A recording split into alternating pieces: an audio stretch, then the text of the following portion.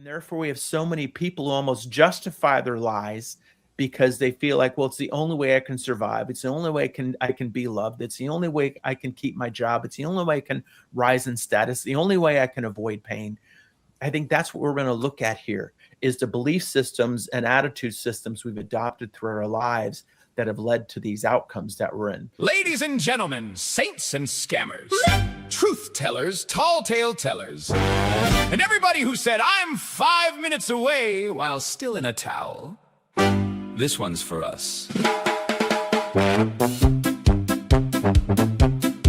We learned to fit while still in tiny shoes, with cookie crumbs and said, who, me? No! A toddler with a poker face, learning to put on a Broadway show. Way back in the caveman days, truth was tangled with the need to survive. Trust me, Thog, no mammoth meat here that he hid to keep himself alive.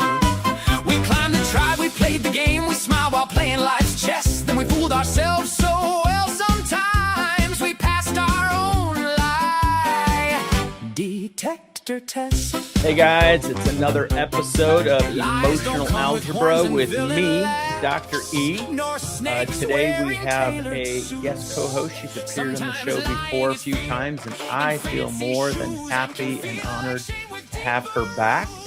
Who we have joined us today is my awesome daughter, Grace. So Hello. She's going to help us out with this discussion today. So so thanks for being here, Grace. Thanks for having me. Yeah, always appreciate you being a part of the show when we can do that. So today we are going to have an interesting discussion. It's something that we all do. I don't know anybody who doesn't do it. Some people have more of a problem with it than others. Some people do it really easily. Some people try to minimally do it. And there's a lot of emotional algebra and a lot of emotional specificity that goes with this too. So what we are going to be talking about is what, Grace? What's the topic today? Lying. Yeah.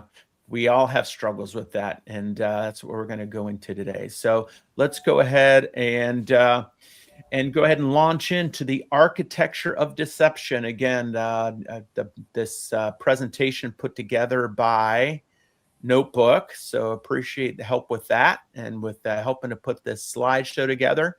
So where we're going to start at is deception as a biological adaptation. So we're looking at issues of when did we as a species, as humans, start to tell lies, and why would that have happened? So we have this social complexity, and this is as listeners and viewers may know, I usually read through these slides so that listeners can understand what we're looking at. So the first step one is social complexity. Complex primate groups require cooperation for survival.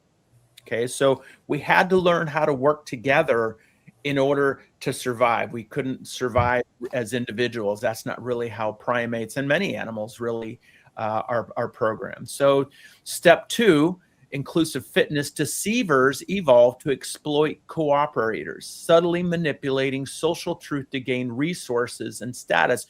So this is the idea of you go back to Darwinian philosophy and some of that theory, basically survival of the fittest, survival of the fattest. Sometimes those who could get more food or resources could be able to survive a little bit better. We heard that a little bit in the opening song too, about that caveman who was hiding his mammoth meat from Thog, his fellow caveman. So, we get into some of these things where we realize there's a biological motivation to lie. Is it a choice? What do you think, Grace? Do you think lying's a choice, Grace?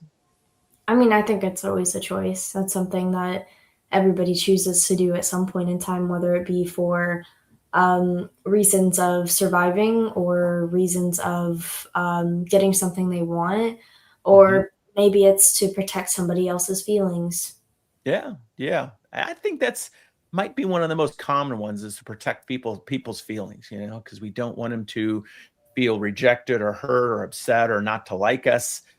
which is self-protection in there too. And I think that is one that can happen a lot. So then the step 3, the lie catchers, a biological arms race begins. The group evolves sophisticated detection mechanisms, monitoring intonation, microexpressions, eye movements. And I think one of the things we've talked about a lot is the idea that about 80% of communication is body language. And I think people just started over time without realizing it to pick up on subtle cues of people to just understand when maybe they're not telling the whole truth or nothing but the truth. Yes. So in those situations, we want to start to understand that we have been programmed for thousands of years as humans to be able to lie and also detect lies. Some are better than others. And we'll talk about, though, later why we have a hard time wanting to believe that people that we want to trust are telling the truth. However, we also want to understand the value of trust in relationships, and what happens in relationships when there's mistrust is in those relationships often become fear-based. And we can have that fear of, when can I trust this person? And what I often tell people is I want to help them to learn to discern.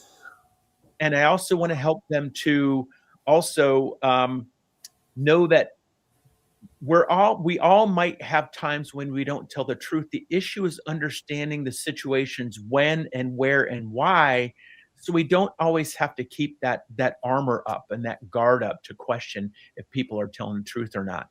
And finally, this step 4 in this biological adaptation model is self-deception, is the ultimate evolutionary paradox. The human brain evolved to deceive itself, to bypass the mental effort of maintaining a lie, presenting false information with zero behavioral leakage.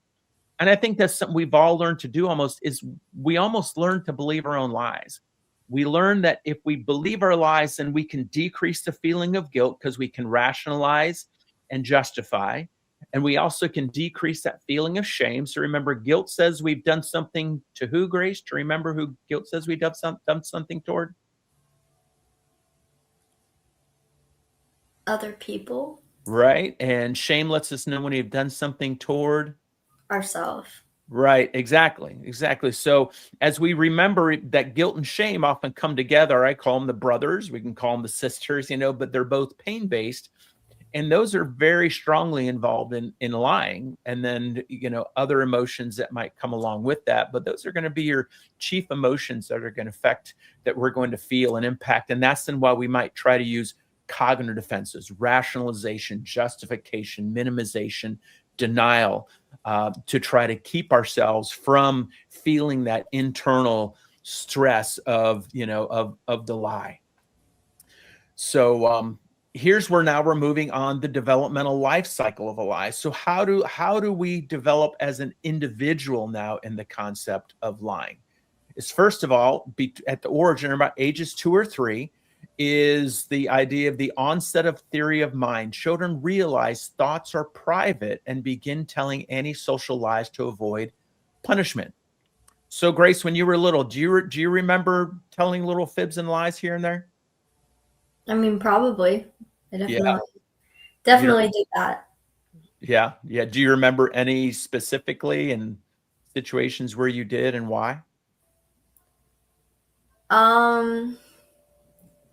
Maybe times when we had reading time in elementary school, and I had already started my reading like 20 minutes prior, and we're only allowed to get 30 minutes. But when my teacher came over and asked me how long I had been there already, I told her, oh, I'd only been here for 5 minutes, so I could get more time to read.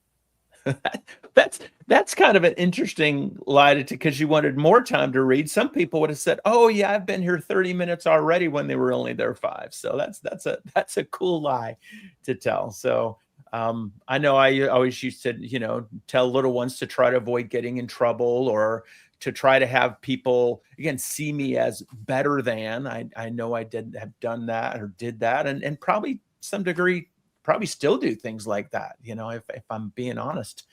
in this situation. So, but here as we move to adolescence, deception spikes as adolescents navigate the tension between parental authority and peer acceptance. And you know what I want to point out, Grace, is when I talked about that situation, about talking about that I still might lie, what did my body language start doing? Did you notice? You kind of started like smalling up a little, like becoming a bit smaller. Yeah, and I started pivoting in my chair. I started moving my chair Yeah. back and forth. And so again, here's that internal stress of even honesty, of that shame and guilt that maybe I feel here for not having been honest, because I always tell people, I have an overactive guilt gland. So it's kind of my joke that I have a hard time lying because it doesn't feel good. And I'm glad about that. I've often felt that way. So that's the struggle that I have. So when I feel that unconsciously here, I might start doing things to try to express the energy of that emotion. And that's a tell, that's a tell, as people say. For me, it's one that there's an internal stress that I'm trying to minimize, because here I'm running the show, so I'm not supposed to have problems with telling the truth, even though it might feel awkward that I might be sharing too much. And then we have this path of chronic persistence, where what happens is as we pass through adolescence, we really start forming more of these habits for the rest of our lives that can come from two different sources. One is this idea that atypical lying persists, fueled by environmental risk factors, parental hostility, antisocial peers. So there's these environmental factors that kind of might encourage us to keep up the lie. And then lying remains the primary survival tool. So it still feels like it's part of survival, wherever that motivation might come from for that.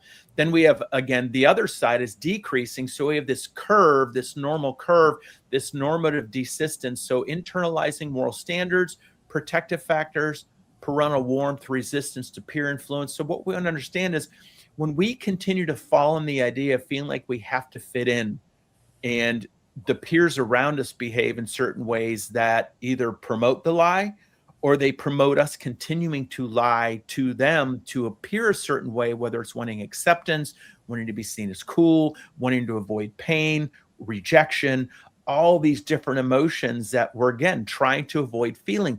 That's the key to understanding the object of lying. Is really, it's about emotion, because logic might see the wisdom in building relationships, but without feeling loved and unloved, abandoned, rejected, failure, shame, embarrassment, humiliation, guilt, unworthy, a lot of those emotions that I just ran through and more, we wouldn't feel the discomfort of the lie. So that's where we really want to be aware that the emotions we experience are perfectly okay. The issue is that so much of our culture is is driven by this idea of lying for different reasons, that it's hard to trust. And therefore we have so many people who almost justify their lies because they feel like, well, it's the only way I can survive. It's the only way I can be loved. It's the only way I can keep my job. It's the only way I can rise in status. The only way I can avoid pain. I think that's what we're going to look at here, is the belief systems and attitude systems we've adopted through our lives that have led to these outcomes that we're in. Do you have any thoughts on that, Grace? I have more of just like a statement, I guess. I think, especially with like how things are now, like with, social media as an aspect, and, you get popular on social media when you have like these huge things that are happening to you, or you have like this like story that everybody's like, oh my gosh, that's crazy that happened. You see more on social media, people lying for views, or people like making false statements, or fear mongering on social media, because it gets them the most views. And in some ways, for those people, that is survival to them, is being popular online. Mm-hmm. Mm-hmm. Yeah, and I think part of what we're, one of the things, I think you remember the 3 words I try to teach people, right? Do you remember those 3 words? What I want people to live their life by?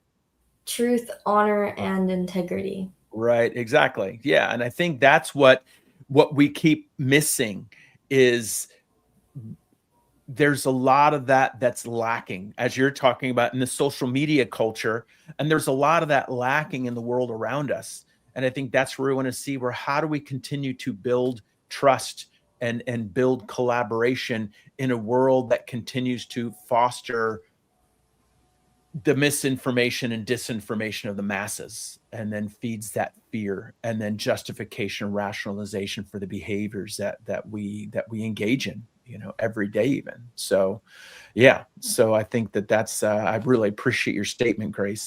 That's extremely valid. So now we have to look at what are the things that lead us to this decision to lie. First of all, the idea of the perceived benefit. Pathological liars see opportunities for material gain, attention, or status that others ignore or dismiss. And that's exactly what you're saying, Grace, about social media. It also, and in these days, it's a money-making, empire that people build around these little lies that they can justify that become bigger and bigger and bigger. Next one is risk assessment. Perceived probability of detection. Liars either fail to foresee the negative consequences or possess the inflated certainty that they will evade discovery. I think a lot of times people are like, well, I don't like the consequence coming. So if I make up a lie and I don't get caught, great. If I make up a lie and do get caught, great. But that's also, I don't know if you remember, Grace, sometimes when we talk about things that you had happened that hadn't told the truth, I think we taught you early on that there's two consequences, one for the action and one for the lie. And I think a lot of times kids grow up in families where the parents just have one large consequence and they don't discriminate the difference between the action for the concept for the behavior and then the consequence for the lie. And those to me should be two totally separate consequences that carry some weight with it. And do you ever remember times when Mom and I did any enforcement like that with you? I'm sure you did, but Yeah. I just don't remember much. Right. Yeah. Okay. Yeah. You didn't, I mean, we didn't have a lot of situations with you with these big major lies, and we'd always talk about it. So I think that was part of it too. I was always very truthful with you guys, I feel like, growing up, for the most part. And like, if I was lying or if I did make a lie, eventually I would come clean, not even like 20 minutes later. Do you feel like you kind of like me have that overactive guilt gland? Kind of Absolutely. Yeah. Yeah.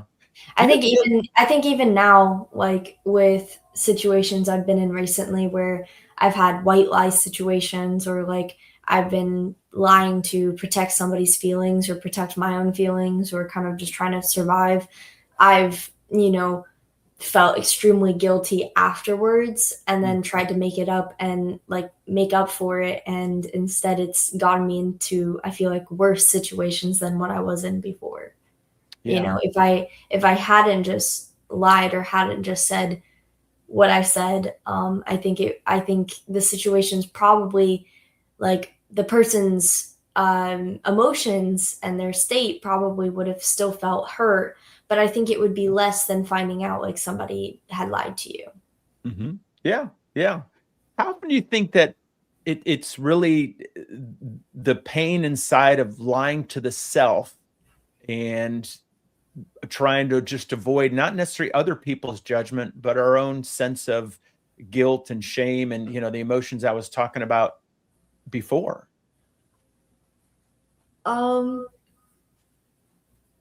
I think when it comes down to it, it's harder to, I think it's harder to come out of situations and feel good about yourself when you feel like you've lied to somebody you knew you care about, as well as, like, in some ways, if you're lying to somebody else, you're also lying to yourself. Mm-hmm. So Yeah. you're not just betraying one person in the situation, you're betraying two people because you're also betraying yourself. Absolutely. And so I think it's hard to come out of a situation, being like, oh, I spared this person's feelings, but, you also kind of didn't spare your own feelings. You kind of made yourself feel worse in the situation because, now you know something that had happened, or something, and you lied to somebody about it. And so now you have to be the only one that deals with that lie. Mm-hmm. Yeah, it can be a heavy weight to carry, isn't it? Mm-hmm.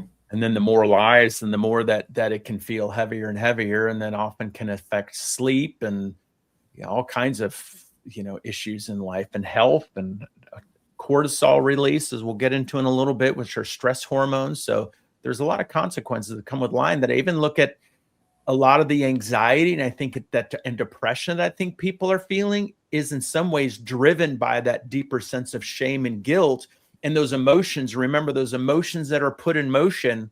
And I think a lot of people want to medicate it away, whether it's with psychopharmacological prescriptions, or whether it's with alcohol or marijuana or other drugs. A lot of times people are just trying to run from themselves rather than feeling like they can face themselves. And the more noise we have, whether it's on our phones or our social media, the movies, all the things we watch, often that's continuing to evoke that much more avoidance that then never lets us really deal with the deeper stuff. And that's, again, why we're doing this today and talking about this topic today, because I see it really as something that really leads to so much disruption in the world that we live in. So then we come to this last decision to lie about moral justification, the tolerance of cognitive dissonance. The individual successfully rationalizes the act, adjusting their moral compass to bypass internal feelings of shame and or guilt. And as I say, when you dishonor others, you've dishonored yourself. And when you dishonored yourself, you've dishonored others. Wow. I also teach that people can, if you've lied to yourself, there's no reason for guilt, because you've only done something to yourself. Like, did you put your best effort into completing an assignment, or into getting something done that was really for you and your betterment? People don't have to feel guilt about that. The issue is, in our culture, we reinforce that idea of guilt so often that when you feel shame, you feel guilt, that people don't learn that emotional specificity of shame versus guilt. And understanding the difference between self and others is so huge, because we don't have to feel like we let down the world and ourselves, when really we can look at what we can change within ourselves. Does that make sense for you, Grace? Do you feel like you fall into a lot of situations that when you feel shame about something you might have done toward yourself, you also feel like you've let down the world? Yeah, I would say so. Yeah, that's a tough one, because I think, again, in some ways we get socialized into it. And in a lot of ways, I think too, it's kind of what we learned about those emotions. And that's where, even when we try to teach our kids certain things about emotions and ways we want them to feel, some of this has been programmed into us for thousands of years. We have to look at the genetic factors, the socialization factors, the other issues that enter into these decisions that we make and why we feel what we feel. So emotional adaptation and the slippery slope. This is now talking about, in this next slide, the idea of how people become more skilled at lying. So the first thing is that chronic lying is often rooted in profound shame. The truth feels like exposing an unacceptable self to danger, driving the initial defensive lie. Okay. So what this is saying, remember, we have all parts and pieces of us. And I do feel like there are parts of us that are the parts that lie. And we want to understand what parts of us, and there's more than one part of us that tells the lie for different reasons. It might be stuck at a different age, a different time, a different experience, a combination of experiences. And that's where this is getting into that idea of shame. The more I feel shame, the louder my shame gets. That's just trying to tell me it's time to love myself again. Remember, guilt is saying it's time to love other people again. And when we do something to dishonor ourselves, we're not loving ourselves. When we do something to dishonor others, we're not loving others. We want to remember these factors and say, oh, this is why shame is here. It's not here to punish me. is here to tell me that it's time for me to do something different. So shame and guilt are going to come with failure. And failure says it's time to learn. Also, the more times we do this, the more that we're going to feel stupid, because remember, stupid equals failure times X. So understand that when we feel that. Now, how do we feel shame neurologically or neurophysiologically? Is the brain's in the amygdala, is the brain's emotion center initially reacts to dishonesty with intense spikes of fear and guilt. So remember, we have to have that neurophysiological interface to experience emotions. All right. So that's how our body, our brain says, I don't like this. And remember, fear is looking to the future. So fear looks to say, well, what happens if I get caught? And then guilt, like we talked about, is looking at, well, who have I dishonored? And if I lie and if I get caught, then what happens? Do I lose a friendship? Do I lose a job? Do I lose my life? Do I save my life? Do I have food? Do I have shelter? These are all the things we want to look at, even going back to that, the developmental history, or the historical nature of the development of human beings, from primates to now, and how this has been reinforced and potentially programmed epigenetically, which is the change of genetic patterns within a single lifetime, that we're potentially modifying our genetic expression through our actions over time and repeated actions or survival mechanisms. So what happens the more times we lie? Well, with each repeated lie, the amygdala's activation decreases. The defense mechanism becomes a neurobiological habit, making egregious deception effortless. That means that we just don't feel it the same. To me, emotionally, we've been able, and cognitive defensive wise, we've been able to cover up that guilt with rationalization, justification, minimization, denial, projection, all these cognitive defenses, and even some of the cognitive distortions. We also have those other emotions that we might put in the lie, even anger and rage or defiance. Those behaviors can cover up that feeling. But the other things that they're finding is it's just our ability to feel that guilt is just deadened over time due to overuse of that. So this next thing, a lot of people want to feel like I can spot a lie. I know when somebody's lying, and that's that Pinocchio illusion, debunking detection folklore, as this slide says. So the myth is that gaze aversion, stuttering, fidgeting, nervous sweating, these are things that should be giveaways to people to see if somebody's lying. Now, for your unsophisticated liar who's not skilled at it, they might definitely show some of those things. What we're talking about are people who are more skilled liars, people who might be in the legal or judicial system, that they've committed crimes or are more into fraud or some of those acts that they've committed over a long period of time. They don't necessarily show those signs. The insight is that skilled liars know these myths and intentionally maintain eye contact and suppress movement to appear credible. So remember, Grace, earlier when I was moving back and forth, I caught that because, again, body language says a lot. So yes, in certain situations, people can see that. So the reality is that whether you're a police officer or a psychologist or a parent or whoever, there's a 54% basically coin flip. So it's basically chance. Humans, including police, are no better than chance at detecting deception through simple observation. The cause, it says the root cause, is the truth default theory. Human social functioning relies entirely on trust, creating an evolutionary cognitive bias towards believing others are honest. So remember that a lot on this, on emotional algebra, we've talked a lot about the importance of trust. When I go do my community building, I talk a lot about trust. We look at the issues with our politics, come down to trust. The issues in our families often in conflict come down to trust.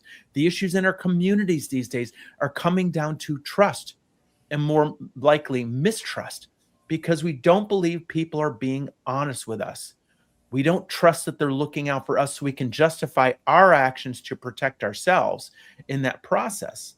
And that's what we want to realize is how heavy mistrust really is kind of this, to me, an epidemic that's going through our culture. That's a fear-based emotion, trying to avoid pain. So mistrust is looking to the future. Can I trust this person? No. Why would I want to trust this person when I haven't been able to trust this or this or this or this? While the other side of that is we want to trust people to survive, because we're basically pack animals at the core. And you need trust. Everybody has to do their job for the system to work. Do you feel like you have a difficult time trusting people in your peer groups? Absolutely. I think there's been a lot of times that I feel like, like if you look at it, everybody's very similar in their way. Like if I don't trust you, like if you don't trust me, I'm not going to trust you, kind of thing. And so I feel like we go into groups or making friends or doing this or doing that already not trusting somebody. Even though they've given no sign or no reason to not trust them, it's kind of, you'll earn my trust when, you earn my trust kind of thing. I mean, that's not necessarily a bad thing, because you shouldn't go out in the world trusting everybody, like not everybody has good intentions, but you shouldn't also go out of your way to make it seem or be outwardly mistrusting of people either. Yeah. No, and I think that's the hard thing, is a lot of people's belief systems that have developed over time is we have a very loud part of us in the back of our head that says you've had potentially more experiences or relationships where you've experienced mistrust than have you had relationships that you feel like you could really trust people. And that's where that becomes pretty loud. And almost people think people are naive or stupid or ignorant when they trust people. And it's a lot of energy to not trust, isn't it? Yeah. Yeah. And that's the heavy thing, though. And yet trusting can feel terrifying if we just go ahead and say, okay, I'm going to fall back and catch me, when so many people we feel have let us fall. And I know that, I think that, again, we have to look at that fear-based, survival base of mistrust and what it's trying to do for us and tell us based on what we've learned in the past. So mistrust often looks to the past and experiences in the past to make decisions in the present and looking to the future. And I think that's important to recognize those pieces and where that comes from, just from the emotional standpoint. So in understanding that, again, we want to trust people. And I think we really want to learn.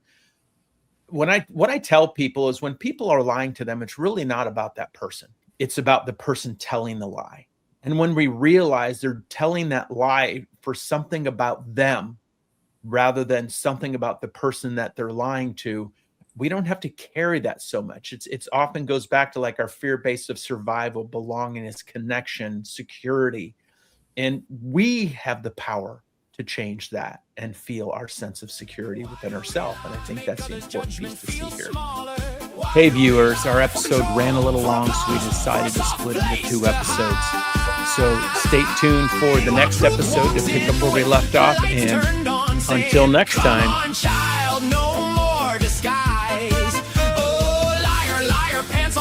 We've been tap dancing with the now 4 miles, but we can build a brighter choir. Truth, honor, integrity, raise it higher and higher. There's a 3-part recipe for cooking up a lie. Will this help me get my way? Can I dodge the watching eye? Can I make it sound okay when I'm talking to myself? Put guilt up on the highest shelf. Call it strategy, call it mental health.